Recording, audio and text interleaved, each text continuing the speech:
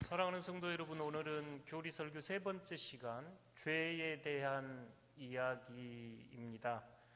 오늘 주제는 죄인데요. 우리가 죄가 꽤 익숙한 단어입니다. 저희가 보통 기도를 가르칠 때도 먼저 하나님을 찬양하고 그 다음에 죄를 고백하고 감사와 간구를 하라, 이렇게 네 가지 순서로 가르치고, 여러분은 의식적이든 무의식적이든 기도를 할 때 하나님, 저희 죄를 용서해 주십시오, 이렇게 기도할 겁니다. 그리스도인들은 또 스스로를 죄인이라고 고백하는 사람들입니다. 죄의 결과는 죄의 싹슨 사망과 영벌이라는 성경의 말씀을 기억하면서 내 스스로 죄인이다 라고 고백하는 사람들이 저희들이지요. 그런데 여러분, 죄가 무엇인가요? 특별히 죄를 고백하고 묵상한다는 것은 어떤 의미가 있을까요? 오늘 성경의 가르침 안에서 죄를 조금 더 깊게 이해해 보고자 합니다. 오늘 죄를 여러 가지로 이야기할 건데, 이거 한 가지는 기억하여 주셨으면 좋겠다 싶은 게, 죄는 인간 실제에 대해 깊이 깨닫게 하는 은총이다. 죄는 나라고 하는 이 존재가 나의 실제가 어떤 것인가 깊이 깨닫게 하고 나를 바로 보게 하면서 예수 그리스도를 청하는 은총의 통로가 되기에 이렇게 정의를 해 보았습니다. 사람은 인생을 살아가면서 언젠가는 존재의 시면을 맞닥뜨리는 순간이 옵니다. 익숙하지만 낯선 자신의 벌거벗은 실체를 대면할 때가 있습니다. 우리가 흔히 죄의 참 모습을 발견할 때 그렇습니다. 이때 뒤로 물러서지 않고 그것을 무시하지 않고 정면으로 맞선다면 그 시면에 있는 나라는 존재의 참 모습을 깨닫는 은총이 되기도 합니다. 죄는 내가 어떤 존재인가 깊이 깨닫게 하는 은총입니다. 그래서 바울은 로마서 5장에서 예수 그리스도를 통해 드러난 하나님의 사랑에 대해서 확증이란 단어를 쓰면서 죄가 있는 곳에 은혜가 더 있습니다라는 말로 우리를 죄에 대해서 새롭게 깨닫게 합니다. 이 말은 죄에 대한 깊은 자각은 예수 그리스도를 통해 드러난 하나님의 은총을 더욱더 의지하여 은혜 가운데 살아가는 인간의 참 모습을 보여주기에 죄를 우리의 참 모습, 우리의 실제에 대해 깊이 깨닫게 하는 은총, 이렇게 이해해보고 싶었습니다. 제가 2003년 12월 9일 날 유학을 갔습니다. 유학을 갈 때 아내가 임신 8개월이었네요. 그때 이제 제가 광양대왕교회에서 목회를 했는데 목사님과 이제 이듬해 목회 일정을 나누면서 목사님은 저에게 이듬해 이제 어느 부서를 맡아달라고 말씀드렸고, 저는 목사님께 내년에는 유학을 가고 싶습니다라고 말씀을 드렸더니, 그때 아내가 임신 8개월이어서 아이를 낳고 아이 한 100일쯤 지나면 내년 5, 6월 되면 유학을 가고 싶습니다 그랬더니, 아이를 낳을 생각이면 거기 가서 낳아라 이래가지고 저희가 원정 출산을 했네요. 그래서 이제 생각보다 좀 급하게 유학 일정을 조율하게 됐고, 이제 교회를 사임하고 얼마 되지 않아 유학을 가게 됐습니다. 이제 처음 가는 유학길이고 아내는 만삭이었고 준비도 잘 되지 않는 상태로 이 유학을 가는 게 쉽지 않아서 이제 일주일 작정 기도를 결심하고 기도하는 시간을 가졌습니다. 첫째 날, 둘째 날, 셋째 날은 기도가 참 메말랐고 분심이 가득했습니다. 가서 살아야 될 것에 대한 걱정, 학업에 대한 걱정, 여러 가지 마음이 분심으로 가득했고, 이미 비행기 티켓을 끊어놓은지라 또 며칠 뒤면 떠날 예정이어서 마음은 분주했습니다. 그래서 기도에 대해서 집중하기가 매우 어려웠는데, 이제 수요일 밤 지나고 4일째 되는 목요일 아침, 저는 큰 은혜를 맛보았습니다. 기도 가운데 저를 찾아오신 성령 하나님의 은혜 속에서 나의 참 모습을 깨닫게 되는 귀한 시간을 가졌는데요. 아마 여러분 중에도 그런 표현 종종 하신 분 제가 봅니다. 마치 한 편의 영화, 긴 영화 보듯이 제 삶의 모든 부분을 하나님께서 보여주셨습니다. 나란 존재의 그 어두운 시면 깊은 곳을 바라보며 하염없이 울고 회개해야 했습니다. 죄가 남긴 얼룩들 그리고 깊은 상처들, 여전히 내면에 있는 탐욕과 분노, 무지와 교만의 시면을 맞닥뜨리면서 눈물 흘려야 했습니다. 물론 그 시간은 그것으로 끝은 아니었습니다. 마치 깨진 틈 사이로, 조그맣게 열린 문틈 사이로 빛이 들어와서 새로운 소망을 주듯이 저는 예수 그리스도를 한 줄기 빛으로 만나는 은총의 시간을 보냈습니다.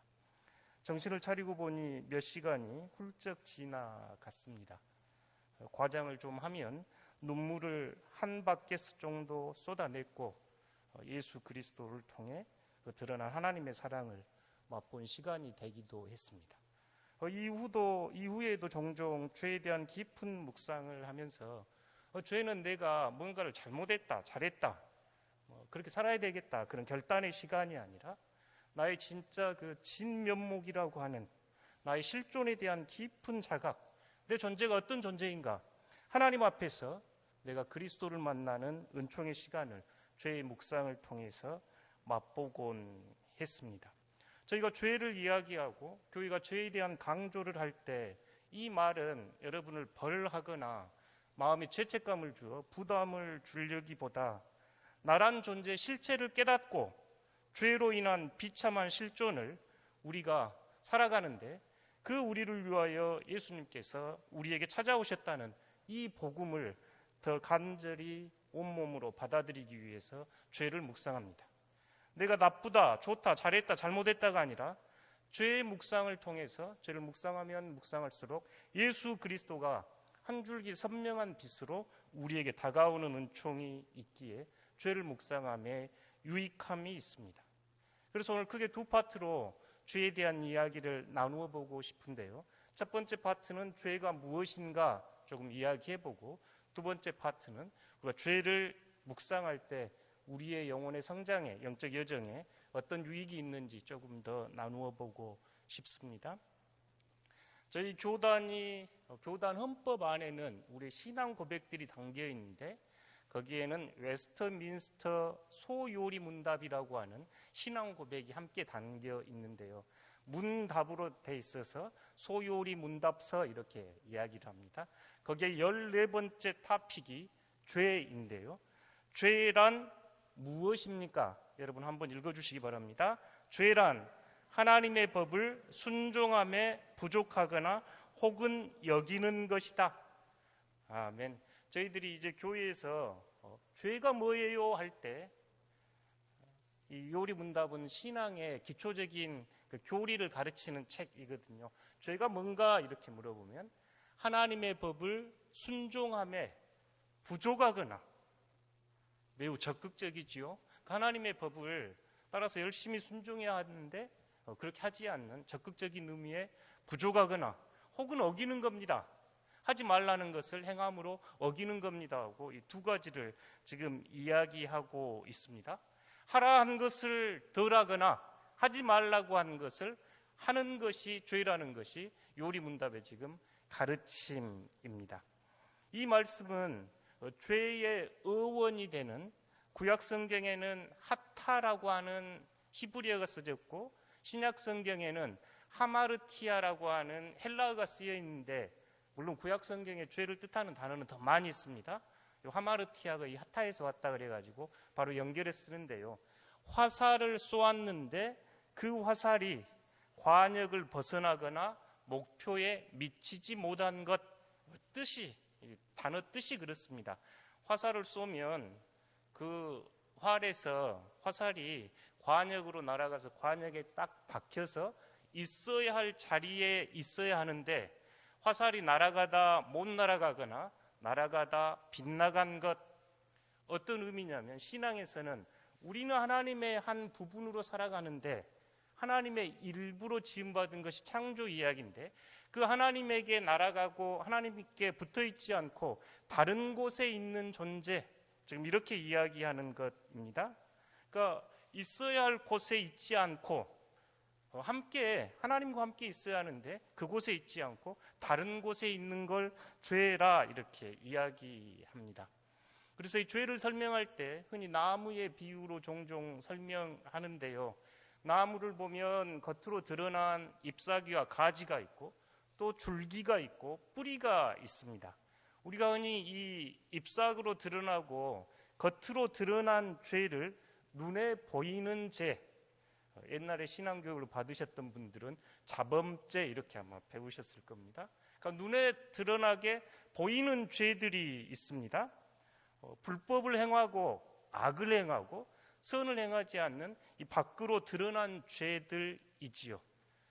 이것도 저희들이 행하지 않아야 하는 것 맞고 이 죄를 범하지 않아야 합니다. 그럼에도 죄를 밖으로 드러나는 행위 정도로 이해하면 도덕이나 문화나 율법적인 외적인 형식에 매달리기 쉽고 도덕적으로 산 사람은 그럼 내가 죄인인가라고 묻게 되기도 하기에 교회에서 신앙에서 쓰는 전체 죄의 의미를 감당하지는 못합니다.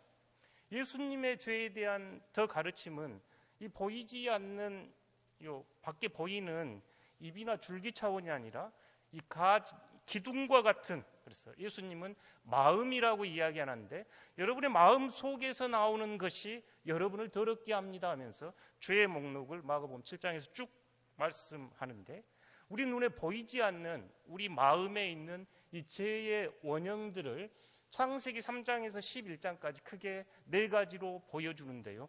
첫째가 우리가 잘 아는 아담과 하와 이야기 안에서 탐욕은 밖에서는 보이지 않지만 우리의 중심이 있기에 드러나는 거죠. 야고보서 1장 15절 함께 읽어보겠습니다. 욕심이 잉태한 즉 죄를 낳고 죄가 장성한 즉 사망을 낳느니라. 아멘. 우리가 죄에 대한 고백할 때 종종 인용하는 말씀이죠. 욕심이 잉태해서 죄를 낳고 죄가 장성해서 사망을 낳습니다 하면서 아담과 하와가 하나님께서 하지 말라 하셨던 동산 정원에 있던 선악을 알게 하는 나무의 열매를 따먹는 사건을 우리가 떠올립니다. 하나님처럼 될 것 같다는 그 유혹 앞에 참 보기도 좋고 아름답고 맛있을 것 같고 먹고 나면 지혜로울 것 같아 하나님이 금해하셨던 그 선악과 열매를 따먹었던 그 사건을 우리 안에 있는 탐욕으로 이해했죠. 그래서 이 욕심이 장성해서 죄가 되고 죄를 낳고 죄가 장성해서 사망을 낳는다고 야고보 기자가 가르칩니다. 4장에 나오는 가인과 아벨 이야기는 분노, 우리 안에 있는 시기와 미움과 분노로 다른 사람을 살해한 이야기이지요. 그래서 바울은 에베소서 4장 26절 27절에서 말씀합니다. 함께 읽어보겠습니다. 분을 내어도 죄를 짓지 말며 해가 지도록 분을 품지 말고 마귀에게 틈을 주지 말라. 아멘. 분을 내고 사는 것은 사람의 보편적인 현상일지라도 분을 내어도 죄는 짓지 말고 분을 품고 있어도 해지기 전에 분을 풀고 잠자리에 들어라. 마귀에 틈 주지 마라. 지금 이렇게 가르치고 있지요.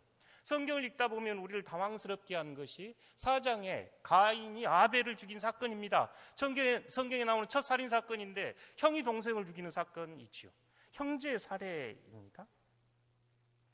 이 가인의 이름의 뜻은 소유하다 이런 뜻, 어떤 걸 획득하고 소유하다. 아벨의 뜻은 숨과 허무, 공허 이런 뜻입니다. 젊은 나이에 형에게 죽었으니 공허했겠죠. 가인은 더 가지고 싶었던 존재를 드러내고 있습니다. 하나님께도 더 인정받고 싶었고 이 땅에서도 더 가지고 싶었던 가인은 농사를 짓는 사람이었는데 목축을 하는 아벨을 죽인 사건이 4장에 나와 있지요. 우리 안에 시기가, 우리 안에 질투가, 우리 안에 다른 사람을 향한 분노가 사람을 죽이는 것, 이것이 오늘 우리의 죄의 원형 중에 하나입니다. 이게 커져서 국가 간에는 전쟁이요, 옆 사람에게는 살해하는 일들이 벌어지고 있는 죄의 모습이지요. 이제 5장에 긴 족보가 나와 있고 6장에 가면 노아 시대를 묘사하면서 노아 시대의 가장 큰 죄는 하나님을 알지 못하는 무지의 죄입니다. 시편 14편 1절 함께 읽어보겠습니다. 어리석은 자는 그 마음에 이르기를 하나님이 없다 하도다. 저희는 부패하고 소행이 가증하여 선을 행하는 자가 없도다.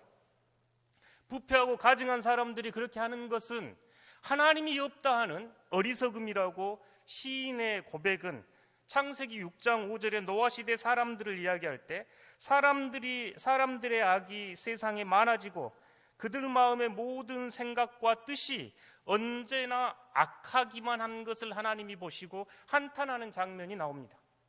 사람 마음속에 악만 가득하고 포악한 것을 시편 14편의 기자는 어리석은 자가 하나님이 없다 하므로 하나님에 대한 무지가 죄임을 세 번째로 보여줍니다. 네 번째는 교만입니다. 함께 읽어보겠습니다. 잠언 16장 18절. 교만은 패망의 선봉이요 거만한 마음은 넘어짐의 앞잡이다. 성경을 읽어나가면 이제 창세기 11장에 바벨탑 이야기가 나오면서 그들이 원하는 것은 탑을 쌓아 하늘에 닿기까지 하나님의 자리에 오르려고 하는 이 교만의 모습을 보여줍니다. 그래서 잠언 기자는 이 교만은 넘어짐의 앞장이고 패망의 선봉이라고 우리에게 가르치고 있지요. 영국의 유명한 찰스 스펄전 목사님 계십니다. 그 목사님은 이 죄에 대한 설교를 하면서 하늘의 문은 가장 큰 죄인이라도 들어갈 수 있도록 넓지만 그럼에도 교만은 절대 통과할 수 없도록 낮다, 이렇게 이야기합니다. 하늘의 문은 아무리 큰 죄인이라도 들어갈 수 있지만 교만한 자는 들어갈 수 없는 낮은 문이라고 이야기합니다. 이게 종교개혁가들이 이해했던 죄의 핵심이었습니다. 그래서 죄가 우리의 교만입니다라고 이야기할 때 이 인용을 할 수 있겠지요. 창세기 3장부터 11장까지는 이렇게 우리 안에 있는 탐욕이, 우리 안에 있는 분노와 시기가, 우리의 무지가, 우리의 교만이 보이지 않는 저 나무 기둥과 같은 역할을 해서 우리의 악행이 드러나고 형제를 죽이고 하나님의 명을 거역하는 모습으로 보여줍니다.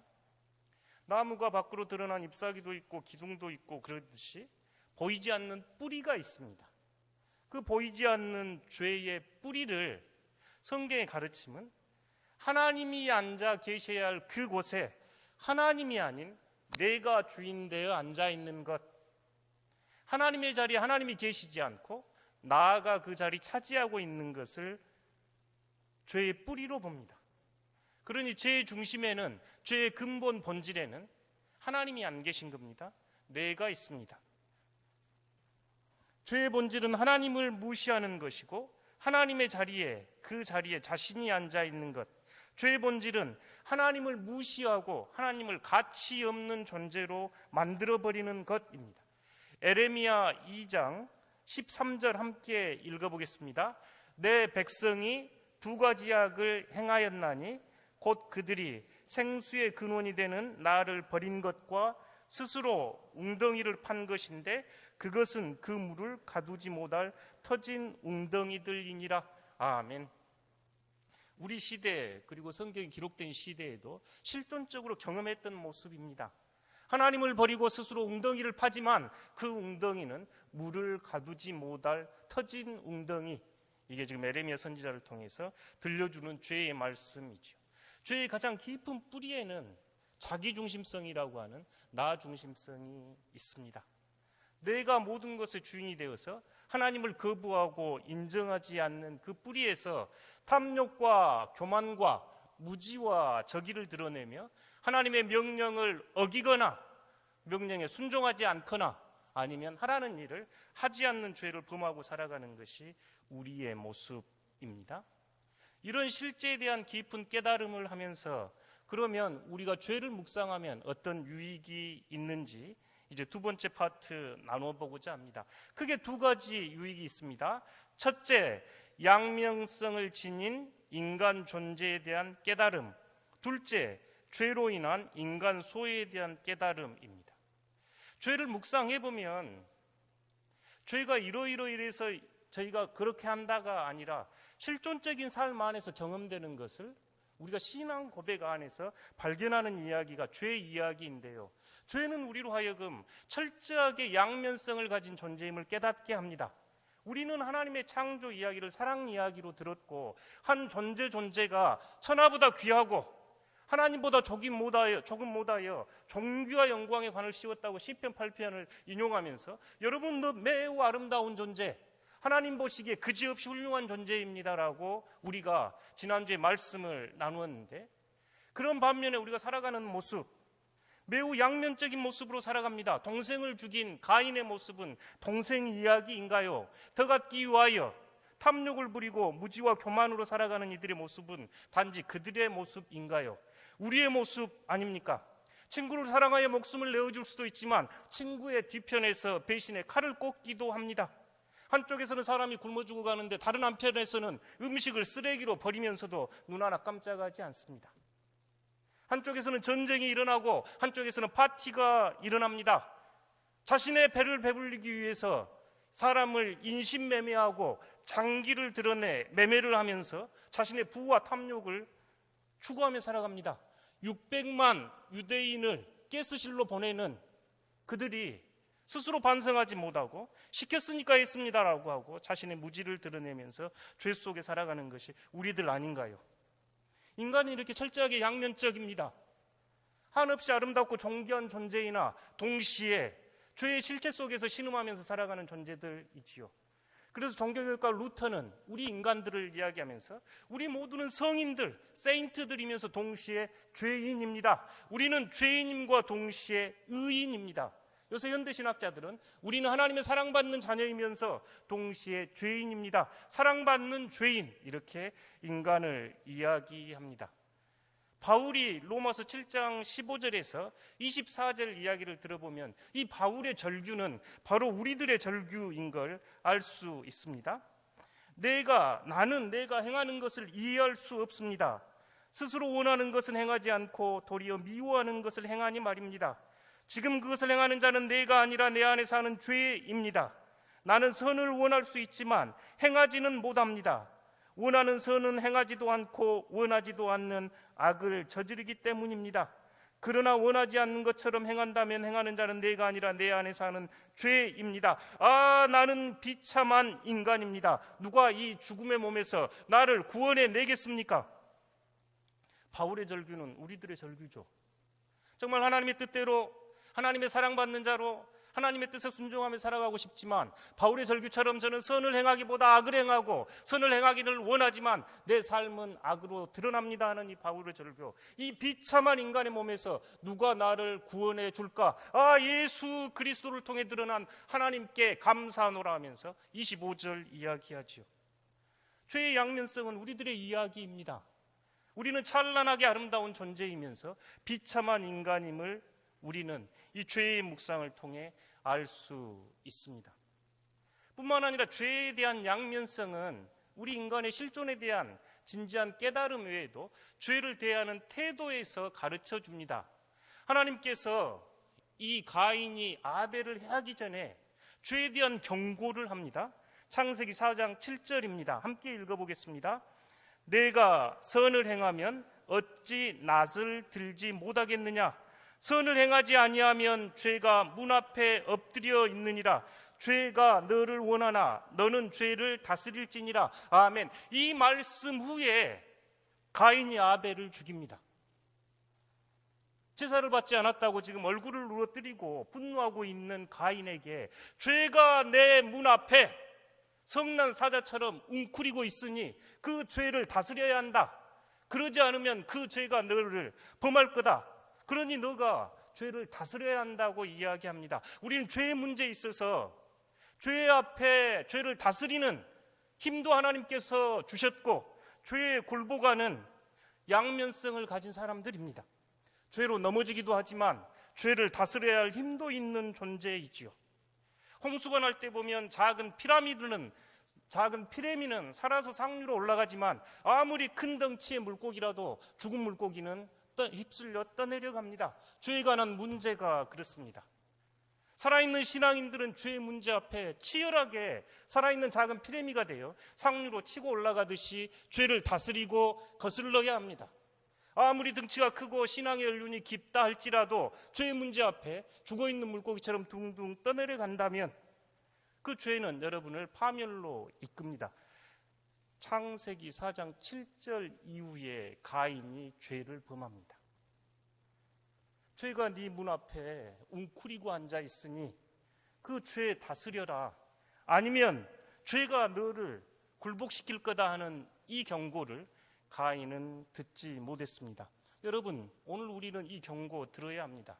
우리는 죄 앞에 무기력하게 죄를 용납할 수도 있는 존재요, 반대로 죄를 다스릴 수도 있는 힘을 주신 존재라는 것을 기억하셔야 합니다. 두 번째, 죄의 결과는 관계 단절과 인간 소외입니다. 이 문제는 저희들이 조금 더 깊이 묵상해 보면 좋겠습니다. 우리 시대에 가장 많이 쓰는 이야기거든요. 단절됐습니다. 소외됐습니다. 외롭습니다. 분리됐습니다. 존 웨슬레, 감리교를 창립했던 존 웨슬레는 가장 좋은 것은 하나님이 우리와 함께 하신 것이다. 유명한 표현 중에 하나입니다. 우리 가장 좋은 건 하나님이 우리와 함께 하신 것이다. 그런데 죄는 하나님으로부터 우리를 단절 분리시키고 옆 사람으로부터 우리를 분리시키고 땅으로부터 분리시키는 이야기가 창세기 4장 12절과 14절에 나옵니다. 가인은 땅을 치는 사람입니다. 땅을 치는 가인에게 내려진 형벌은 내가 밭을 갈아도 땅이 다시는 그 효력을 내게 주지 아니할 것이요 너는 땅에서 유리하는 자가 되리라. 농사를 짓는데 땅에서 수확을 거둘 수 없습니다. 땅에 뿌리를 내리고 살 수 없는 것이 가인에게 내려진 형벌이었고, 창조 세계로부터, 땅으로부터, 자연으로부터 소외된 우리 인간의 실존입니다. 저희 교회가 녹색교회를 지향하면서 생태위기를 종종 인용하는데요, 생태위기는 철저한 죄입니다. 영적 위기요, 인간 위기요. 창조 세계로부터 분리된 것은 성경에 기록된 죄에 대한 모습들입니다. 우리가 창조 세계와 분리되어 있기에 그들을 파괴하거든요. 가인이 아벨을 죽이듯이 사람이 자연을 파괴하는 것은 똑같습니다. 죄는 창조 세계로부터 인간을 소외시켜버립니다. 14절 보시면 주께서 오늘 이 지면에서 나를 쫓아내신즉 내가 주의 낯을 배웁지 못하리니, 하나님으로부터 단절입니다. 죄는 하나님으로부터 단절, 창조 세계로부터 단절. 내가 땅에서 피하며 유리하는 자가 될지라. 유리방황합니다. 머물지 못하고 정착하지 못하고 방황하고 그 고통을 호소하는 우리 시대의 이야기이지요. 가인의 이야기입니다. 난민으로 보면 딱 맞습니다. 난민은 여권이 없는 사람들이 난민이거든요. 난민은 지나가다 누가 죽어버려도 아무 법적 혜택으로 보장받지 못합니다. 몇 해 전에 홍콩 가서 홍콩에서 머물고 있는 난민들 면담을 하고 스위스 바젤에 보고해야 되는 일이 있어서 그들과 반나절 함께 보내면서 그들의 삶을 이야기 들어야 했는데요, 처참합니다. 나가지도 못하고 준 음식 그대로 먹고 보호받지 못하는 삶이 난민인데, 지금 가인의 이야기는 내가 난민처럼 어디에 정착하지도 못하고 어느 보호도 받지 못하고 저 사람이 나를 만나면 죽일 거야 하는 두려움의 성에 쌓여 사는 것이 죄의 결과입니다. 가인이 거하는 에덴 동편의 놋땅, 놋이라고 하는 유리방황하는 자들의 땅, 뿌리를 내리지 못하는 삶에 사는 이들이 사는 땅이 바로 놋땅입니다. 우리는 심각하게 이 죄의 문제, 소외의 문제가 우리 시대의 문제인 걸 알고 있습니다. 하나님으로부터 단절되어 있고 창조 세계로부터 단절되어 있고 다른 사람, 심지어 함께 예배를 드리면서도 적대적입니다. 죄입니다. 우리는 하나님의 아름다운 모습을 가졌지만 동시에 아주 비참한 인간이요, 하나님으로부터 단절되고 다른 사람으로부터 단절되고 창조 세계로부터 소외의 삶을 살아가는 것이 우리 시대의 죄의 고통이니 이 문제 깊이 묵상해야 합니다. 자신의 성을 겹겹이 쌓아 올리면서 자신의 탐욕과 무지와 교만의 성벽을 쌓아 올립니다.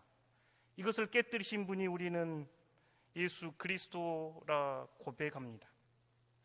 복음의 빛은 죄에 대해서 궁극적인 실체를 깨닫게 하고, 내가 내 삶의 주인이 아니라 하나님이 주인이시고 내 힘으로 죄를 이기는 것이 아니라 예수 그리스도의 십자가의 능력으로 죄에서 자유롭게 된다는 것을 고백하는 힘입니다. 깨진 틈 사이로 빛이 비추면 그 어둠이 물러나듯이 우리의 죄라고 하는 깨진 틈 사이로 한 줄기 빛이 비쳤으니 그것은 예수 그리스도의 빛입니다. 죄를 묵상하면 묵상할수록 나를 바라보는 것이 아니라 빛으로 오신 예수 그리스도의 빛을 바라보게 하는 유익함이 있습니다. 죄를 바라보는 것은 내가 이만큼 못됐구나, 내가 이만큼 어리석구나를 탓하는 자리가 아니라 나의 깨진 그 틈 사이로, 나의 부족하고 연약한 그 틈 사이로 하나님께서 예수 그리스도를 이 땅에 보내주셔서 그분을 통해서 내 삶이 온전히 회복돼서 마침내 하나님과 이웃과 창조 세계와 다시 친밀한 사랑의 교제로 나를 초대한다는 그 은총이 죄에 대한 깊은 자각과 묵상이 주는 유익함입니다. 그러니 우리가 가슴을 치며 내가 죄인입니다라고 고백하는 그 자리에, 내가 그 자리에 살지 않고 이제 하나님이 중심되는 삶을 살겠습니다 하는 고백을 하게 됩니다. 로마서 6장 23절 함께 읽고 말씀을 마무리하겠습니다. 죄의 싹은 사망이요 하나님의 은사는 그리스도 예수 안에 우리 주 안에 있는 영생이니라. 아멘. 죄는 철저하게 나와 타자가 분리되어 있고, 나와 하나님이 분리되어 있고, 나와 창조 세계가 분리되어 있음을 깨닫는 것. 저 그림을 그리면서 십자가를 눕혔습니다. 눈에 보이시죠? 되게 저 그림이 그 내비게이터 다리전도법에 나오는 그림인데 십자가를 꼿꼿이 세워놓잖아요. 근데 우리 지난주 수요일 날 정시문 목사님이 십자가는 가장 낮고 가장 낮아서 그 위로 밟고 지나갈 수 있습니다 하는 그 말씀이 감동이 돼서 십자가를 눕혔습니다. 예수님께서는 낮고 낮아지셔서 우리들을 그분 지나가게 하시고 다시 하나님과 이웃과 창조 세계와 온전한 친교를 회복하게 하신 분입니다. 사랑하는 성도 여러분, 대림절 첫 주입니다. 대림절은 빛의 절기입니다.